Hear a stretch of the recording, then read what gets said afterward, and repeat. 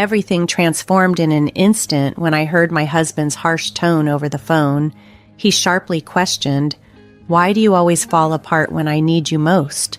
He seemed indifferent to the fact that I was in the hospital, fretting over our baby's well-being. Instead, he grumbled about his hunger and the absence of my home-cooked meals, mentioning that he was too impatient to wait and was opting to dine out with his parents. This left me to sort out my way back from the hospital. His words exacerbated my anxiety and sorrow, heightening my fears for our unborn child's safety and my ability to shield them. Previously, I was a committed cosmetic salesperson, praised for my diligence and success, with numerous accolades to my name. Falling in love with my husband felt like a fairy tale, and our courtship swiftly transitioned to marriage.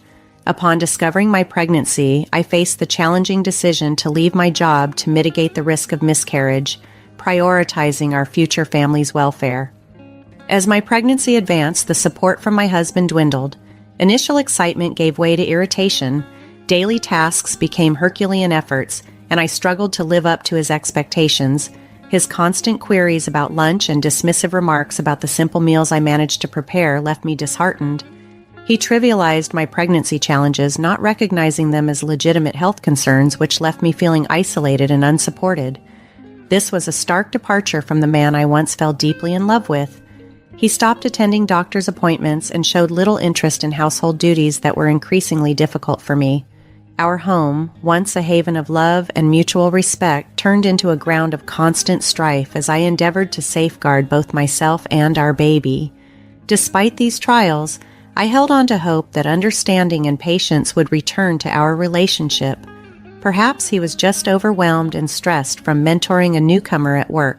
I reassured myself that things might improve once the baby arrived and his workload eased.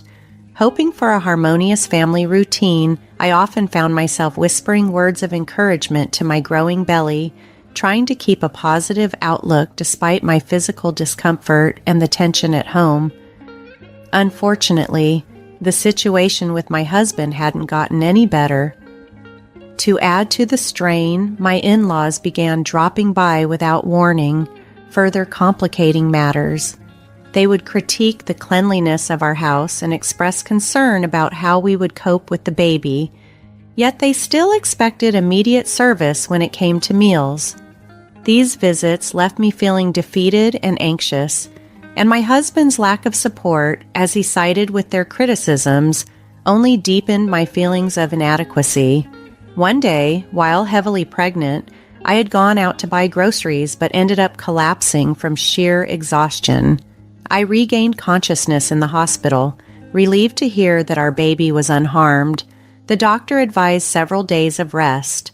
I noticed missed calls from my husband on my phone, and, hoping for some sign of his concern, I returned his call. However, instead of comfort, his first words were sharp and accusatory. "Where have you been?" His indifference to my well-being and our baby's safety chilled me to the bone. I tried to explain, "I'm sorry I collapsed at the store and ended up in the hospital. They've put me on IV fluids and want me to stay here for a few days to recover." His reply was curt and devoid of empathy. "You collapse and I'm supposed to care? Why don't you answer when I call? You're so slow," he retorted, worsening my distress. Overwhelmed by his harshness, I pleaded with him, "Please stop yelling, it's not good for the baby." But he dismissed my concerns, continuing to complain, "We're starving here waiting for your awful cooking, and you're just relaxing in the hospital." It was evident he preferred dining out with his parents rather than supporting me in my time of need. This realization underscored the stark negativity surrounding our home environment, an atmosphere I feared would envelop our child. Despite my precarious health, the sharp sting of my husband's anger and apparent indifference was crushing. I hung up the phone, feeling utterly abandoned and heartbroken. As I shuffled back to my hospital room, tears flooded my cheeks, a stark reflection of my vulnerability. It was in this low moment that a familiar, comforting voice reached out. "Are you okay?" Looking up, I saw Elizabeth, a cherished acquaintance from my days as a cosmetic salesperson, extending a comforting towel toward me. Seeing Elizabeth again brought me an immense sense of relief and warmth. "Elizabeth, it's you. I'm so glad you remember me." Our unexpected meeting was like a beacon of kindness and connection in my darkest hour. To me, Elizabeth was more than a customer. After a difficult divorce that had eroded her confidence, leaving her to shun makeup completely, I approached her at the cosmetics counter one day, eager to help her rediscover some joy in self-care. The transformation wasn't just about her appearance. It revitalized her self-esteem and marked a significant step in her emotional recovery.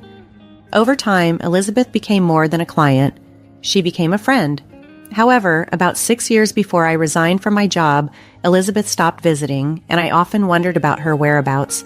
Now, here she was, offering support when I needed it most.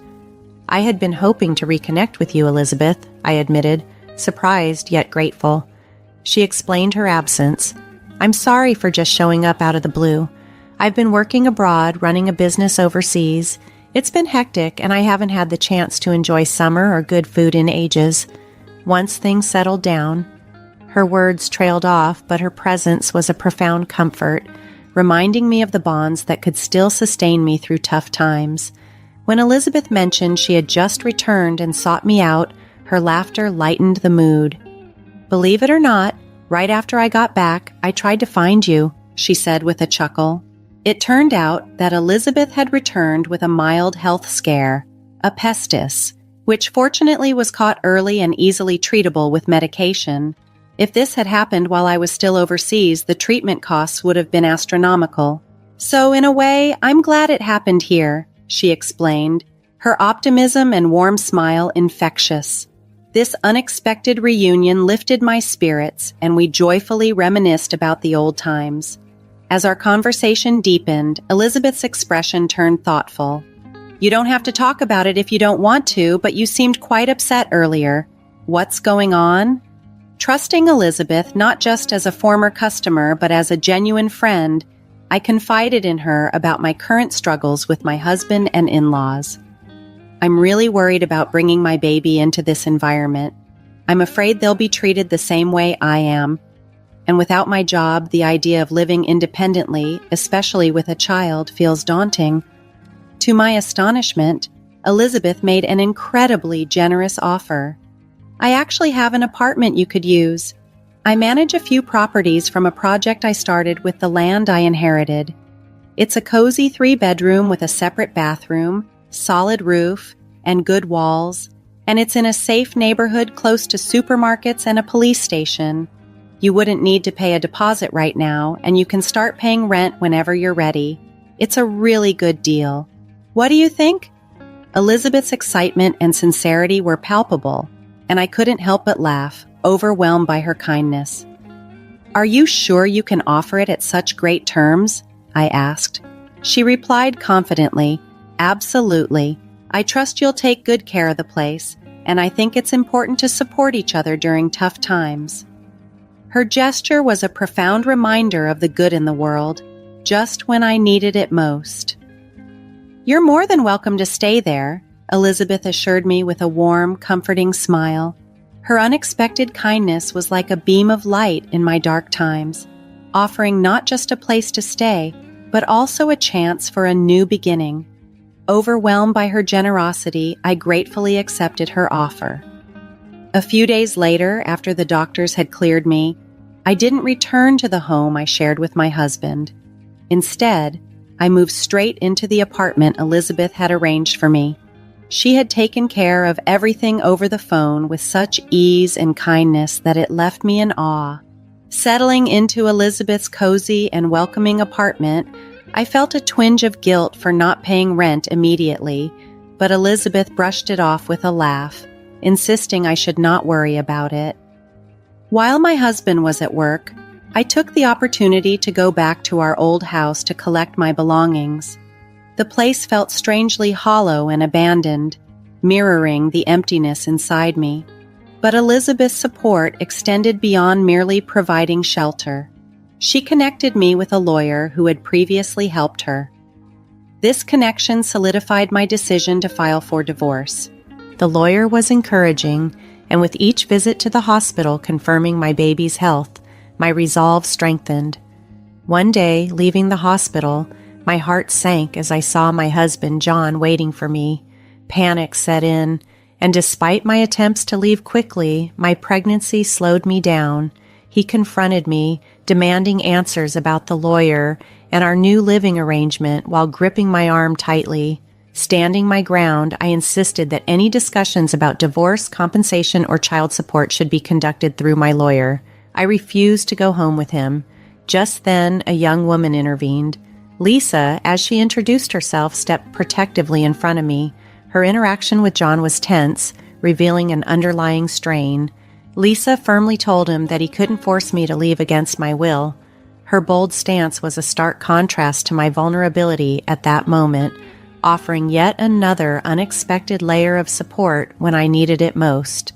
Lisa's firm stance and her threat to call the police shifted the dynamics dramatically, giving me a much-needed boost of hope and the courage to stand my ground. Seeing her determination, John quickly retreated, his fear evident as he hurried away. I was overwhelmed with relief, my knees nearly giving way under me. Lisa promptly came over to support me, asking with genuine concern, "Are you okay?" I apologized, feeling a rush of emotions, but she brushed it off and immediately hailed a taxi to ensure I got home safely. Despite my protests about troubling her, she reassured me that it was no bother at all. When I shared my address with her, she was surprised to find out that I lived just below her. What a serendipitous twist that we were neighbors. Lisa, always cheerful and kind, revealed that she was a new employee at John's workplace. She had reported his inappropriate conduct, which had resulted in him being stripped of his mentorship role. John had a history of being insensitive, especially towards female colleagues, often making inappropriate remarks about personal matters such as menstruation and marriage. Lisa confided that the issues with John extended beyond professional boundaries, something I had painfully experienced during my pregnancy. In the 2 weeks since that encounter, Lisa and I had grown close, frequently sharing meals and conversations. She informed me that due to multiple complaints, John had been reassigned to a subsidiary of the company. Intriguingly, Lisa turned out to be the daughter of Elizabeth, the very Elizabeth who owned the apartment I was staying in. John had often boastfully mentioned managing Elizabeth's account, but his poor conduct had led to his demotion. Elizabeth had been instrumental in ensuring that John was held accountable for his actions at work and towards me. Lisa, motivated by a desire to address workplace issues based on her own merits, had only acted upon realizing my connection to her mother. Elizabeth encouraged Lisa to take proactive steps, emphasizing the importance of standing up against inappropriate behavior in any environment. This revelation deepened the bond between us, as we both appreciated the strength and support we derived from our shared connections. With John's diminished role and increased responsibilities at work affecting his income, he found himself in a drastically altered position. Elizabeth, leveraging her vast experience, counseled me to stand firm and not succumb to John's attempts to elicit sympathy. This guidance proved invaluable as I moved forward with my decision to divorce him. Despite his attempts to reach out through our lawyer, sharing tales of his difficult job situation and expressing longing and apologies, I stayed firm in my resolve. Supported staunchly by Elizabeth, John eventually had no option but to accept the divorce and agree to the terms, which included child support and compensation. As I navigated this new chapter, another challenge arose with my in-laws, particularly my father-in-law, who was overly enthusiastic about the baby being a boy.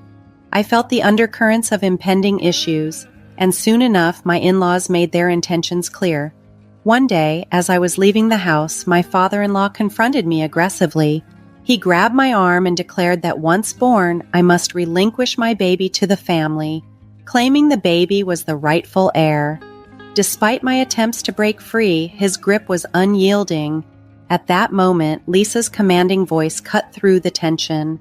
With her expertise in judo, a skill honed to protect herself and her mother during their toughest times, she intervened. Swiftly, she employed a judo maneuver to release me from his hold.